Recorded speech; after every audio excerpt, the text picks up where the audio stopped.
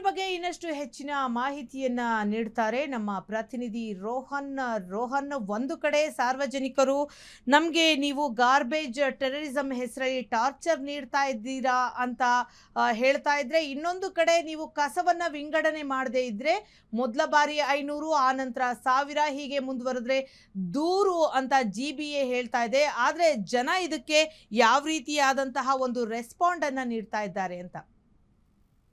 ಅದಕ್ಕೆ ಏನು ಇದು ಬೆಂಗಳೂರು ನಗರದಲ್ಲಿ ಕಸದ ಸಮಸ್ಯೆ ಏನಿದೆ ದಿನದಿಂದ ದಿನಕ್ಕೆ ಒಂಥರ ಎಲ್ಲ ಒಂದ್ ಕಡೆ ಬಿಗಡಾಯಿಸ್ತಾ ಇದೆ. ಇದೀಗ ಏನು ಗ್ರೇಟರ್ ಬೆಂಗಳೂರು ಅಥಾರಿಟಿ ಅಧಿಕಾರಿಗಳು ಈಗ ಕ್ರಮ ಕೈಗೊಳ್ತೀವಿ ಅಂದಿದ್ದಕ್ಕೆ ಈ ಒಂದು ಕಡೆ ಜನಸಾಮಾನ್ಯರು ಕೂಡ ಆಕ್ರೋಶಕ್ಕೆ ಕಾರಣವಾಗಿದೆ. ಸರಿಯಾದ ಸಮರ್ಪಕವಾದಂತಹ ಒಂದು ಮೂಲಸೌಕರ್ಯತೆ ಇಲ್ಲದ ಕಾರಣದಿಂದ ಈ ರೀತಿಯಾಗಿ ಜನರ ಒಂದು ಆಕ್ರೋಶಕ್ಕೂ ಕೂಡ ಕಾರಣ ಇದೆ. ಕಸ ವಿಂಗಡಣೆ ಕಡ್ಡಾಯ ಮಾಡಿದ್ದಾರೆ ಈಗಾಗಲೇ ಪಾಲಿಕೆ ಅಧಿಕಾರಿಗಳು.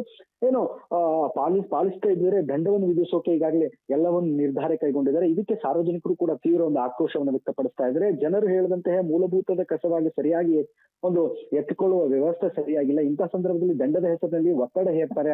ಇದು ಅಂತ ದೊಡ್ಡ ಅನ್ಯಾಯ ಅಂತ ಒಂದು ಕಡೆ ಸಾರ್ವಜನಿಕರು ಆರೋಪವನ್ನು ಮಾಡ್ತಿದ್ರೆ, ಹಲವು ಕಡೆ ಕಸದ ಗಾಡಿಗಳು ಸಮಯಕ್ಕೆ ಸರಿಯಾಗಿ ಬರದೇ ಇರೋದ್ರಿಂದ ಒಂದು ಪಬ್ಲಿಕ್ ಸಾರ್ವಜನಿಕರಿಗೆ ಸಂಕಷ್ಟ ಅನುಭವಿಸ್ತಾ ಇದ್ದಾರೆ. ಈ ಒಂದು ಸಮಸ್ಯೆಗೆ ಈಗ ಪರಿಹಾರ ಆಗಬೇಕು ಹೊರತು ದಂಡವೇ ಮಾತ್ರ ಅಸ್ತ್ರವಲ್ಲ ಅನ್ನುವಂಥದ್ದನ್ನ ಈಗಾಗಲೇ ಸಾರ್ವಜನಿಕರು ಒತ್ತಾಯ ಮಾಡಿದ್ದಾರೆ. ಏನಂತಂದ್ರೆ ಇನ್ನೊಂದೆಡೆ GBA ಅಧಿಕಾರಿಗಳು ಏಪ್ರಿಲ್ 1ರಿಂದ ಈ ಒಂದು ಕಟ್ಟುನಿಟ್ಟಿನ ರೂಲ್ಸ್ ಅಂಡ್ ರೆಗ್ಯುಲೇಷನ್ಸ್ ನಿಯಮಗಳನ್ನ ಜಾರಿಗೆ ತರೋಕೆ ಈಗಾಗಲೇ ನಿರ್ಧಾರವನ್ನ ಮಾಡಿದ್ದಾರೆ. ಮೊದಲ ಬಾರಿಗೆ ಕಸವನ್ನ ವಿಂಗಡಣೆ ಮಾಡದಿದ್ರೆ 500 ರೂಪಾಯಿಯನ್ನು ವಿಧಿಸ್ತಾರೆ. ಎರಡನೇ ಬಾರಿ ಏನಾದ್ರೂ ಮಾಡದೇ ಇದ್ದಂತ ಸಂದರ್ಭದಲ್ಲಿ ಅದಕ್ಕೆ 1000 ರೂಪಾಯಿ ಕೊಡುವಂತ ಒಂದು ವಿಧಿಸುವಂತಹ ನಿಟ್ಟಿನಲ್ಲಿ ನಿರ್ಧಾರವನ್ನ ತೆಗೆದುಕೊಂಡಿದ್ರೆ, ಮನೆ ಮಾಲೀಕರ ವಿರುದ್ಧ ದೂರು ಕೂಡ ದಾಖಲಿಸುವ ಒಂದು ಕ್ರಮವನ್ನು ಕೂಡ ಈ ಒಂದು ಎಚ್ಚರಿಕೆಯನ್ನು ಕೊಟ್ಟಿದ್ದಾರೆ ಅಂತ ಹೇಳ್ಬೋದು. ಈ ಕ್ರಮಕ್ಕೆ ಜನರು ಕೂಡ ಅಸಮಾಧಾನ ಕೂಡ ವ್ಯಕ್ತಪಡಿಸಿದ್ದಾರೆ. ಕಸ ವಿಲೇವಾರಿ ವ್ಯವಸ್ಥೆ ಸರಿಪಡಿಸದೆ ಈ ರೀತಿಯಾಗಿ ದಂಡ ವಿಧಿಸೋದು ಸರಿಯಾ ಎಂಬುವ ಪ್ರಶ್ನೆ ಈಗ ಸಾರ್ವಜನಿಕರಲ್ಲೂ ಕೂಡ ಈಗಾಗಲೇ ಕೇಳಿ ಬರ್ತಾ ಇದೆ. ಇದು ಎಲ್ಲೊಂದ್ ಕಡೆ ಗಾರ್ಬೇಜ್ ಟೆರರಿಸಂ ಅಂತ ಕರಿತಾ ಇದ್ದಾರೆ ಅಂತಾನೆ ಹೇಳ್ಬೋದು. ಅಧಿಕಾರಿಗಳ ವಿರುದ್ಧ ಏನು ಪಾಲಿಕೆ ಅಧಿಕಾರಿಗಳ ಅವರ ವಿರುದ್ಧ ಈಗಾಗಲೇ ಕಿಡಿಕಾರ್ತಾ ಇದ್ದಾರೆ. ಒಟ್ಟಿನಲ್ಲಿ ಏನಂತಂದ್ರೆ ಕಸ ವಿಂಗಡಣೆ ನಿಯಮದ ಪರಿಸರದ ಒಂದು ದೃಷ್ಟಿಯನ್ನು ಇಟ್ಕೊಂಡು ಅದನ್ನ ಜಾರಿಗೆ ತರದಲ್ಲಿ ಪಾರದರ್ಶಕತೆವಾಗಿ ಮಾಡಬೇಕು, ಸಮರ್ಪಕವಾಗಿ ವ್ಯವಸ್ಥೆಯನ್ನ ಕಲ್ಪಿಸ್ಕೊಡ್ಬೇಕು GBA ಅಧಿಕಾರಿಗಳಂತ ಒಂದ್ ಕಡೆ ಸಾರ್ವಜನಿಕರು ಒತ್ತಾಯ ಮಾಡಿದ್ರೆ, ಇನ್ನೊಂದು ಕಡೆ ಅಧಿಕಾರಿಗಳು 1000 ರೂಪಾಯಿ ದಂಡವನ್ನು ವಿಧಿಸ್ತೇವೆ ಅನ್ನುವಂಥದ್ದನ್ನ ಇದನ್ನ ಜಾರಿಗೆ ತಂದಿರೋದು ಸಾರ್ವಜನಿಕರ ಒಂದು ಆಕ್ರೋಶಕ್ಕೂ ಕೂಡ ಕಾರಣವಾಗಿದೆ ಅಂತಾನೆ ಹೇಳ್ಬೋದು. ಆ ರೀತಿ ಇದರಿಂದ ನಮ್ಮ ಬೆಂಗಳೂರು ಜನರಿಗೆ ಕಸದ ಟಾರ್ಚರ್ ಶುರುವಾಯ್ತಾ ಅಂತ? ಖಂಡಿತ ಏನಂತಂದ್ರೆ ಇದು ಗಮನಿಸಿದ್ರೆ ನಗರದಲ್ಲಿ ಹಲವೆಡೆ ಇದು ಸಾಕಷ್ಟು ಪ್ರಾಬ್ಲಮ್ ಆಗಿದೆ. ಇನ್ನೇನು ಈಗ ಸಮ್ಮರ್ ಸೀಸನ್ ಇರೋದ್ರಿಂದ ಅಂತ ಹಸಿ ಕಸಕ್ಕೆ ಏನು ತೊಂದರೆ ಆಗಲ್ಲ. ಆದ್ರೆ ಈ ಕಡೆ GBA ಅಧಿಕಾರಿಗಳು ಈ ರೀತಿಯಾಗಿ ಕಟ್ಟುನಿಟ್ಟಿನ ನಿಯಮ ಜಾರಿ ತರೋದ್ರಿಂದ 500 ರೂಪಾಯಿ 1000 ರೂಪಾಯಿ ವಿಧಿಸೋದ್ರಿಂದ ಇದು ಸಾರ್ವಜನಿಕರ ಕೆಂಗಣ್ಣಿಗೆ ಗುರಿ ಆಗುತ್ತಂತಾನೆ ಹೇಳ್ಬೋದು. ಯಾಕಂತಂದ್ರೆ ಮನೆ ಮಾಲೀಕರ ವಿರುದ್ಧ ಈ ರೀತಿಯಾಗಿ ದೂರು ದಾಖಲಿಸ್ತೇವೆ ಅಂತ GBA ಅಧಿಕಾರಿಗಳು ಎಚ್ಚರಿಕೆ ಕೊಟ್ಟಿದ್ರೆ, ಸಮರ್ಪಕವಾದಂತಹ ಮೂಲಸೌಕರ್ಯಗಳನ್ನು ಒದಗಿಸದೆ ಈ ರೀತಿಯ ದಂಡಾಸ್ತ್ರಗಳನ್ನ ಪ್ರಯೋಗ ಮಾಡಕ್ಕೆ ಮುಂದಾಗ್ತಾರೆ. ಇದು ನಿಜಕ್ಕೂ ಕೂಡ ಆತಂಕದ ಸಂಗತಿ ಸಾರ್ವಜನಿಕರಲ್ಲಿ. ಇನ್ನೊಂದೆಡೆ ಸರಿಯಾದಂತಹ ವಿಲೇವಾರಿ ಮತ್ತು ಸರಿಪಡಿಸದ ಒಂದು ಸರಿಯಾದಂತಹ ಮಾರ್ಗಗಳನ್ನ ಒಂದು ಮಾರ್ಗಸೂಚಿಗಳನ್ನ ಇಲ್ಲದೆ ಈ ರೀತಿ ಏಕಾಏಕಿ ಬಂದು ದಂಡವನ್ನು ವಿಧಿಸ್ತೀವಿ ಅನ್ನುವಂಥದ್ದು ಹಲವರಿಗೂ ಕೂಡ ಇದು ಒಂದು ಸಂಕಷ್ಟ ಅಂತಾನೆ ಹೇಳ್ಬೋದು. ಇದು ನಗರದ ಹಲವೆಡೆ ಕೂಡ ರಾತ್ರಿ ವೇಳೆ ಕಸದ ರಾಶಿ ಎಲ್ಲ ಕೂಡ ಬಿದ್ದಿರ್ತಕ್ಕಂಥ ದೃಶ್ಯಗಳಿಗೆ ಸಾಕಷ್ಟು ನೀವು ಗಮನಿಸಿದ್ದೀರ. ಜನರು ನೇರವಾಗಿ ಪಾಲಿಕೆಯೇ ಇದಕ್ಕೆ ಹೊಣೆ ಅಂತ ಒಂದ್ ಕಡೆ ಹೇಳ್ತಾರೆ. ಇನ್ನು ಸರಿಯಾದ ರೀತಿಯಾಗಿ ಇವರು ಕಸವನ್ನ ಒಂದು ವಿಂಗಡಣೆಯನ್ನ ಮಾಡಕ್ ಆಗ್ಲಿಲ್ಲ ಅಂತಂದ್ರೆ ಏನೋ ಮನೆ ಮಾಲೀಕರಿಗೆ ಈ ರೀತಿ 500,000 ರೂಪಾಯಿ ದಂಡ ವಿಧಿಸೋದು ಇದು ನಿಜಕ್ಕೂ ಕೂಡ ದುರಂತನ ಅಂತ ಹೇಳ್ಬೋದು. ಇದೇನಾದ್ರೂ ಜಾರಿಗೆ ತಂದ್ರೆ ಎಲ್ಲೋ ಒಂದ್ ಕಡೆ ಇದು ಪಾರದರ್ಶಕತೆ ಇಲ್ಲದೆ ಸಮರ್ಪಕವಾದ ವ್ಯವಸ್ಥೆ ಇಲ್ಲದಂತಹ ಜನರ ಮೇಲೆ ನೇರವಾಗಿ ಇಂತಹ ದಂಡಾಸ್ತ್ರಗಳನ್ನ ಪ್ರಯೋಗ ಮಾಡಿದ್ರೆ ನಿಜಕ್ಕೂ ಇದು ಪಬ್ಲಿಕ್ ಎಲ್ಲೋ ಒಂದ್ ಕಡೆ ಕೆಂಗಣ್ಣಿಗೆ ಗುರಿ ಅಂತಾನೆ ಹೇಳ್ಬೋದು. ಅದಕ್ಕೆ ಓಕೆ ರೋಹನ್, ಅಂದ್ರೆ ಈ ಒಂದು ಸಮಸ್ಯೆಯ ಬಗ್ಗೆ ಇದೀಗ ಜನರು ಏನ್ ಹೇಳ್ತಾ ಇದ್ದಾರೆ ಅಂತ, ಯಾವ ರೀತಿ ರೆಸ್ಪಾಂಡ್ ಮಾಡ್ತಾ ಇದ್ದಾರೆ ಅಂತ? ಅದಕ್ಕೆ ಏನಂತಂದ್ರೆ ಒಟ್ಟಾರೆ ಈ ಒಂದು ಕಸ ವಿಂಗಡಣೆ, ಈ ನಿಯಮ ಮತ್ತು ಪರಿಸರ ಸಂರಕ್ಷಣೆ ಅತ್ಯಂತ ಮುಖ್ಯ. ಅದರಲ್ಲೂ ಕೂಡ ಇದು ಪರಿಣಾಮಕಾರಿಯಾಗಿ ಜಾರಿಗೆ ತರಕ್ಕೆ GBA ಅಧಿಕಾರಿಗಳು ಮುಂದಾಗಿದ್ದಾರೆ. ಅದಕ್ಕೆ ನೇರವಾಗಿ ಏನು ಪಬ್ಲಿಕ್ ಇದೆ ಇದು ಜಾರಿಗೆ ತರೋದ್ರಿಂದ ಯಾವುದೇ ರೀತಿಯಾದಂತ ಉಪಯುಕ್ತ ಆಗಲ್ಲ. ಸಾರ್ವಜನಿಕರ ಒಂದು ಜೇಬಿಗೆ ಕತ್ತರಿ ಹಾಕುವ ವ್ಯವಸ್ಥೆ ಅನ್ನುವಂಥದ್ದು ಈಗ ಪಬ್ಲಿಕ್ ಈ ಕಡೆ ಒಂದ್ ಕಡೆ ಹೇಳಿದ್ರೆ, ಇನ್ನೊಂದು ಕಡೆ ನಾವು ಇದನ್ನ ಪಾರದರ್ಶಕತೆವಾಗಿ ಉಳಿಸಿಕೊಂಡು ಕ್ರಮ ಕೈಗೊಂಡು ಜನರಕ್ಕೆ ಸಹಕಾರ ಇಲ್ಲಿ ಕೊಡ್ಲೇ ಇಲ್ದಿದ್ರೆ ಇದನ್ನ ಸಹಜವಾಗಿ ನಾವು ದಂಡವದ ಮೂಲಕ ಒತ್ತಡ ಹೇರಿ ಕ್ರಮಗಳನ್ನ ಜರುಗಿಸ್ತೀವಿ ಅನ್ನುವಂಥದ್ದು ಒಂದು ಕಡೆ GBA ಅಧಿಕಾರಿ ಹೇಳ್ತಾರೆ. ಇದು ಸಾರ್ವಜನಿಕರ ಒಂದು ಅಸಮಾಧಾನಕ್ಕೂ ಕೂಡ ಕಾರಣವಾಗಬಹುದು ಅಂತಾನೆ ಹೇಳ್ಬೋದು. ಅದಿತಿ, ಅಂದ್ರೆ ಇವಾಗ ಬೆಂಗಳೂರಲ್ಲೇ ಸಿಕ್ಕಾಪಟ್ಟೆ ತೊಂದರೆಗಳಿದೆ ಕಸ ಸಮಸ್ಯೆಗೆ ಸಂಬಂಧಪಟ್ಟಂತೆ. ನೀವು ನೋಡ್ತಾ ಇರ್ಬೋದು, ಮೇನ್ ರೋಡ್ಗಳನ್ನ ಬಿಟ್ಟು ಸರ್ವಿಸ್ ರೋಡ್ಗಳಲ್ಲಿ ಎಲ್ಲೆಂದ್ರಲ್ಲಿ ಕಸ ಇರೋದನ್ನ ನಾವು ನೋಡ್ತಾ ಇರ್ತೀವಿ. ಇನ್ನು ಆ ಸಮಸ್ಯೆನೇ GBA ಪರಿಹಾರ ಮಾಡಿಲ್ಲ. ಬಟ್ ಆದ್ರೆ ಇಲ್ಲಿ ಜನರ ಮೇಲೆ ಒಂದು ಒತ್ತಡವನ್ನ ಏರ್ತಾ ಇದೆಯಾ ಅಂತ? ಖಂಡಿತ. ಯಾಕಂತಂದ್ರೆ ಬೆಂಗಳೂರು ನಗರ ಅಂತ ಏನಿದೆ ಇದು ವೇಗವಾಗಿ ಬೆಳೀತಾ ಇದೆ. ಅದರಲ್ಲೂ ಕೂಡ ಮಹಾನಗರ.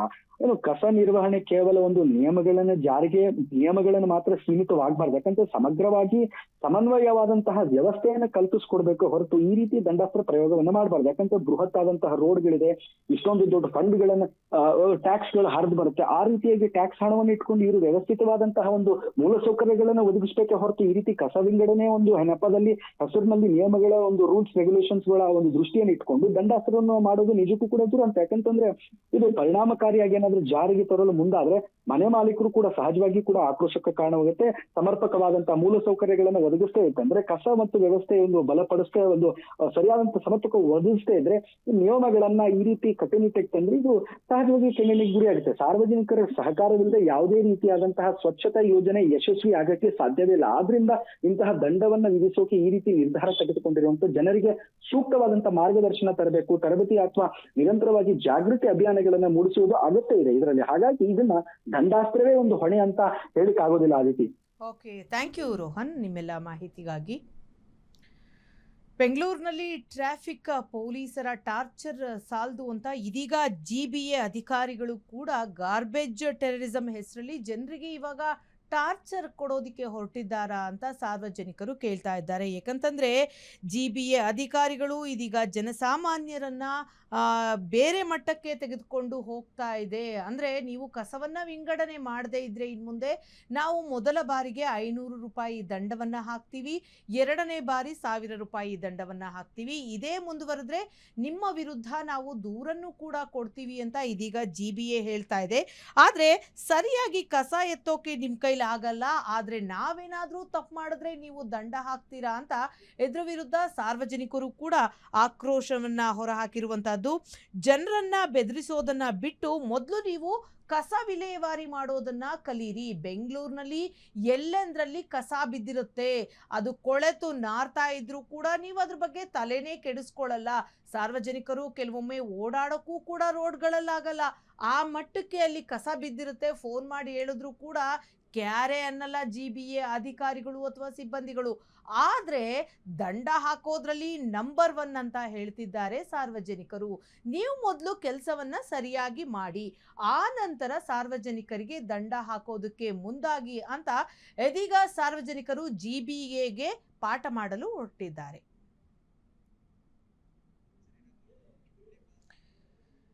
ಇಲ್ಲಿವರೆಗೂ ಕೂಡ ಬೆಂಗಳೂರಿನಲ್ಲಿ ಟ್ರಾಫಿಕ್ ಪೊಲೀಸರು ಟಾರ್ಚರ್ ಕೊಡ್ತಾ ಇದ್ದಾರೆ ಅಂತ ಸಾರ್ವಜನಿಕರು ದೂರ್ತಾ ಇದ್ರು. ಆದ್ರೆ ಇದೀಗ ಟ್ರಾಫಿಕ್ ಪೊಲೀಸ್ನವ್ರು ಸಾಲದು ಅಂತ GBA ಅಧಿಕಾರಿಗಳು ಸಾರ್ವಜನಿಕರಿಗೆ ದಂಡ ಹಾಕೋದಿಕ್ಕೆ ಹೊರಟಿದ್ದಾರೆ.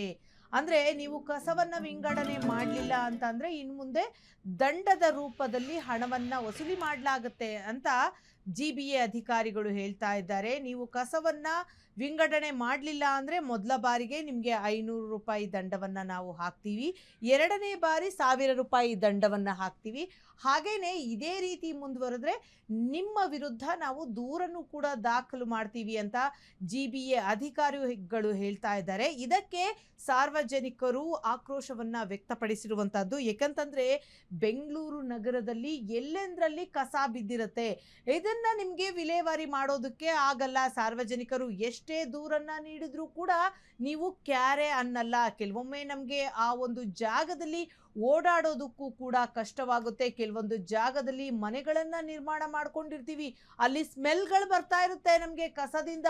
ಅದನ್ನ ವಿಲೇವಾರಿ ಮಾಡಿ ಸಾರ್ವಜನಿಕರಿಗೆ ಒಂದು ಸಂತೋಷವನ್ನ ನೀಡಿ, ಅಂದ್ರೆ ಆ ಒಂದು ಜಾಗವನ್ನ, ಕಸದ ಜಾಗವನ್ನ ಕ್ಲಿಯರ್ ಮಾಡಿಬಿಟ್ಟು ಸಾರ್ವಜನಿಕರಿಗೆ ಒಂದು ಸಹಾಯವನ್ನ ಮಾಡಿ ಅಂತ ಹೇಳಿದ್ರೆ ನೀವಿವಾಗ ದಂಡದ ರೂಪದಲ್ಲಿ ನಮ್ಮ ಹತ್ರನೇ ಹಣ ವಸೂಲಿ ಮಾಡೋದಕ್ಕೆ ಮುಂದಾಗಿದ್ದಾರಾ ಅಂತ ಇದೀಗ ಸಾರ್ವಜನಿಕರು GBA ಅಧಿಕಾರಿಗಳ ಗಾರ್ಬೇಜ್ ಟೆರರಿಸಂಗೆ ಬೆಚ್ಚಿ ಬಿದ್ದಿದ್ದಾರೆ. ಜೊತೆಗೆ ಇದಕ್ಕೆ ಆಕ್ರೋಶವನ್ನು ಕೂಡ ಹೊರಹಾಕಿದ್ದಾರೆ.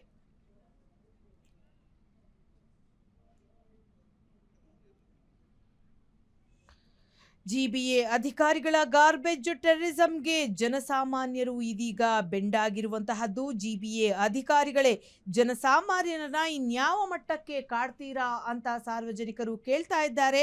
ಕಸ ಎತ್ತೋಕೆ ನಿಮಗೆ ಯೋಗ್ಯತೆ ಇಲ್ಲ, ಆದರೆ ದಂಡ ಹಾಕೋಕೆ ಮಾತ್ರ ಬರ್ತೀರಾ ಅಂತ ಸಾರ್ವಜನಿಕರು ಇದೀಗ ಆಕ್ರೋಶವನ್ನ ವ್ಯಕ್ತಪಡಿಸಿದ್ದಾರೆ. ಬನ್ನಿ ಇದ್ರ ಬಗ್ಗೆ ನಮ್ಮ ಜೊತೆ ಮಾತನಾಡ್ತಾರೆ ನಮ್ಮ ಬೆಂಗಳೂರಿನ ಜನತೆಯಾದಂತಹ ವಿಶ್ವಾಸ್ ಅವರು. ವಿಶ್ವಾಸ್ ಅವರೇ ನಮಸ್ಕಾರ. ನಮಸ್ತೆ ಮೇಡಮ್.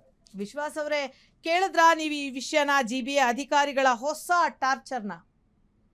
ಅಲ್ಲ, ಇದು ಏನಂತಂದ್ರೆ ಕಳೆದ 1 ವಾರ ಆಯ್ತು ಕಸ ಮನೆ ಹತ್ರ ಬಿದ್ದಿದ್ರು ಕೂಡ ಬಂದು ಕಸ ತೆಗೆದುಕೊಂಡು ಹೋಗುವಂತ ಸಂಬಂಧಪಟ್ಟಂತ ಸಿಬ್ಬಂದಿಗಳು ಯಾರು ಕೂಡ ಮನೆ ಹತ್ರ ಸುಳಿತಾನೆ ಇಲ್ಲ. ಇದೊಂದು ವಿಪರ್ಯಾಸ. 1 ವಾರದಿಂದ ಕಸ ಮನೆ ಹತ್ರನೇ ಸಂಗ್ರಹ ಹಾಕೊಂಡು ಕೂತಿದೆ. ಇಂಥ ಸಂದರ್ಭದಲ್ಲಿ ನಾವು ಕಸದ ಲಾರಿ ಬರುತ್ತೆ, ಕಸದ ವೆಹಿಕಲ್ ಬರುತ್ತೆ ಅಂತ ಕಾಯ್ತಾ ಇರ್ತೀವಿ. ಎಷ್ಟೋ ಮಂದಿ ಏನ್ ಮಾಡ್ಬಿಡ್ತಾರೆ, ಈ ಕಸದ ಸಮಸ್ಯೆ ಇದ್ದಾಗ ಸ್ಟಾಕ್ ಇದೆ ಅಂತಂದಾಗ ಅದನ್ನ ಈ ಕಸ ವಿಲೇವಾರಿ ಮಾಡೋರು ಬರಲ್ಲ ಅಂತಂದ್ರೆ ಸಹಜವಾಗಿನೇ ಅದ್ ತಗೊಂಡೋಗ್ಬಿಟ್ಟು ಎಲ್ಲಾದ್ರೂ ರಾತ್ರಿ ಯಾವ್ದೋ ಒಂದು ಚರಂಡಿಗೋ ಅಥವಾ ರಸ್ತೆ ಸೈಡ್ ಅಲ್ಲೋ ಬಿಸಾಕುವಂತ ಒಂದು ಪರಿಸ್ಥಿತಿ ನಿರ್ಮಾಣ ಆಗ್ಬಿಡುತ್ತೆ. ಅವಾಗ ಏನಾಗುತ್ತೆ, ಕಸ ಹೆಚ್ಚಾಗಿ ಸಂಗ್ರಹ ಆಗ್ತಾ ಹೋಗುತ್ತೆ. ಪ್ರತಿದಿನ ಅದು ಕ್ಲಿಯರ್ ಆಗ್ತಾ ಹೋದ್ರೆ ಈ ಸಮಸ್ಯೆನೂ ಉದ್ಭವ ಆಗೋದಿಲ್ಲ. ಆದ್ರೆ ಕಸ ತೆಗೆದುಕೊಂಡು ಹೋಗುವಂತವರೇ ಬರ್ತಾ ಇಲ್ಲ 1 ವಾರ ಆದ್ರು ಅಂತಂದಾಗ ಸಹಜವಾಗಿನೇ ಏನಪ್ಪಾ ಮಾಡೋದು, ಕಸ ತಗೊಂಡು ಹೋಗೋರು ಅಥವಾ ವಿಲೇವಾರಿನ ಸರಿಯಾಗಿ ಆಗ್ತಿಲ್ಲ ಅನ್ನೋ ಪ್ರಶ್ನೆ ಉದ್ಭವ ಆಗುತ್ತೆ ಮೇಡಮ್. ಈ ಸಮಸ್ಯೆ ಬಗೆಹರಿಸೋರು ಯಾರು ಅನ್ನುವಂಥದ್ದು. ನೀವಿರೋ ಏರಿಯಾ ಇವಾಗ ಹೇಗಿದೆ, ರೋಡ್ಗಳು ಹೇಗಿದೆ? ರೋಡ್ ಸುತ್ತಮುತ್ತ ಕಸ ಎಲ್ಲೂ ಬಿದ್ದಿಲ್ವಾ? ಅಥವಾ ನಿಮ್ಮನೆ ಸುತ್ತಮುತ್ತ ಎಲ್ಲೂ ಕಸ ಬಿದ್ದಿಲ್ವಾ? ನಿಮ್ಮ ಏರಿಯಾ ಕ್ಲೀನ್ ಜಾಗ ಆಗಿದ್ಯಾ ಹೇಗೆ? ಕಸ ಯಾಕೆ ಬಿದ್ದಿಲ್ಲ ಮೇಡಮ್, ಯಶವಂತಪುರ ಭಾಗದಲ್ಲಿ ಏರಿಯಾಗಳಲ್ಲಿ 1 ವಾರ ಆದ್ರೂ ಹೇಳಿದ್ನಲ್ಲ, 1 ವಾರ ಆದ್ರೂ ಕಸ ತೆಗೆದುಕೊಂಡು ಹೋಗೋರು ಬರ್ದೇ ಇರೋದ್ರಿಂದಾಗಿ ಅಲ್ಲಲ್ಲೇ ಬಿಸಾಕ್ ಬಿಡ್ತಾರೆ. ಅದು ಸಮಸ್ಯೆ. ಈಗ ಸ್ಟಾಕ್ ಇದೆ ಅಂತಂದಾಗ ಯಾರು ಇಟ್ಕೊಳ್ಳಲ್ಲ.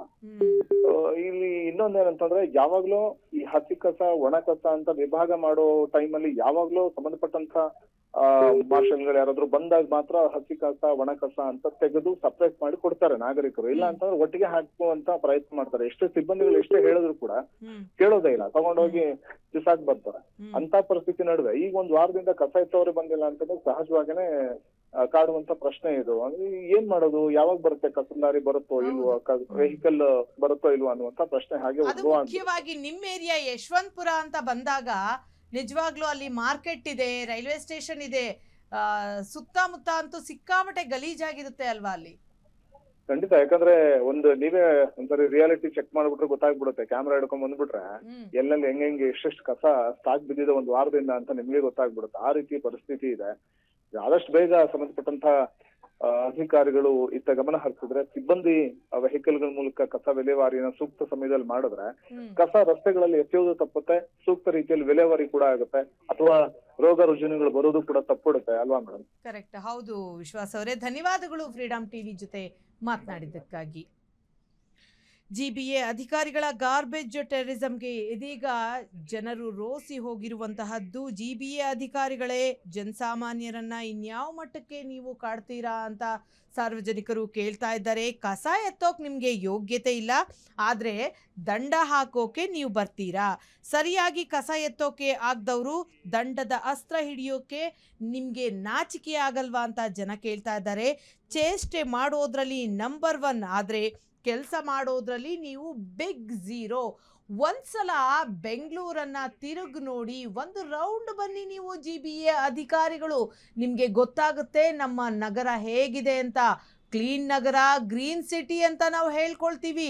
ಹೊರ ರಾಜ್ಯಗಳಲ್ಲಿ ಅಥವಾ ಹೊರ ದೇಶಗಳಲ್ಲಿ green city Bengaluru, greater Bengaluru ಅಂತ ನಾವು ಹೇಳ್ತೀವಿ. ಆದರೆ ಇಲ್ಲಿ ಬಂದು ನೋಡಿದಾಗಲೇ ಗೊತ್ತಾಗೋದು ಇಲ್ಲಿ ಯಾವ ರೀತಿಯಾದಂತಹ ತೊಂದರೆಗಳಿದೆ ಅಂತ. ಒಂದ್ಸಲ ಬಂದು ನೀವು ಬೆಂಗಳೂರಿನ ರಸ್ತೆಗಳಲ್ಲಿ ಸರ್ವೆ ಮಾಡಿ, ನಿಮಗೆ ಗೊತ್ತಾಗುತ್ತೆ ಜನರಿಗೆ ಓಡಾಡೋದಕ್ಕೆ ಎಷ್ಟು ಕಷ್ಟಕರವಾಗಿದೆ ಬೆಂಗಳೂರಿನ ರಸ್ತೆಗಳು ಅಂತ. ಇದೀಗ GBA ವಿರುದ್ಧನೇ ಸಾರ್ವಜನಿಕರು ಆಕ್ರೋಶವನ್ನ ಹೊರಹಾಕಿದ್ದಾರೆ.